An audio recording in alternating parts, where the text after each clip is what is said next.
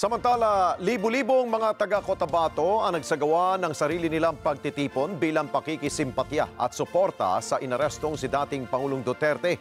Inaasahan namang susunod dito ang iba pang mga karatig bayan at lalawigan, kaya naman patuloy na nagbabantay ang lokal na otoridad doon para masigurong nasa maayos at secured o may seguridad ang mga kababayan natin doon. Odessa Cruz sa balita.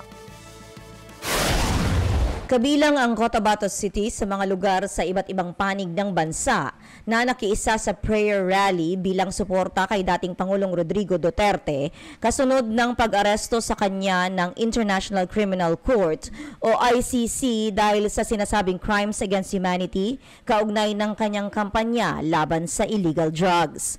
Libo-libong Bangsamoro at residente ng lungsod na nagmula sa iba't ibang sektor ng lipunan ang nagtipon sa City Plaza upang ipahayag ang kanilang saloobin hinggil sa umano'y di makatarungang pag-aresto sa dating presidente.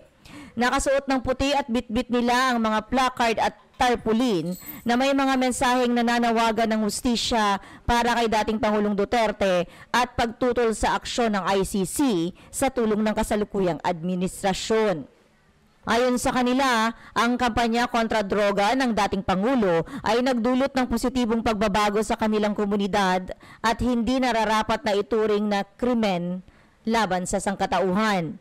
Kinilala din ng mga Bangsamoro sa Cotabato City na ngayon ay sentro na ng BARM ang nagawa ng dating Pangulo para mabuo ang Bangsamoro Organic Law at magkaroon ng otonomiya ang mga mamamayang Bangsamoro. Ang ilang mga kabataan ay nag-ingay pa gamit ang kanilang mga motorsiklo para ipakita ang suporta kay FPRRD. Isinagawa nila ito pagkatapos ng kanilang tarawi o prayers after fast. Kagabi habang hinahanda naman sa Maynila ang proseso ng pagdala kay dating Pangulong Duterte sa Dahag para harapin ang kanyang kaso doon.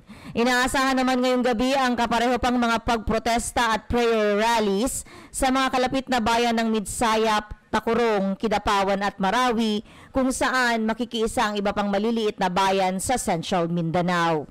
Samantala, patuloy na magbabantay ang mga lokal na otoridad sa sitwasyon upang matiyak ang kaayusan at seguridad ng mga nagsasagawa ng kilos protesta. Mula sa Cotabato City, ako si Odessa Cruz para sa Mata ng Agila, matatag, matapang, matapat. Maraming salamat sa inyo pong pagsubaybay sa Mata ng Agila Primetime. Para malaman ang matatag, matapang at matapat na mga balita, i-follow lamang at mag-subscribe sa @Net25 TV.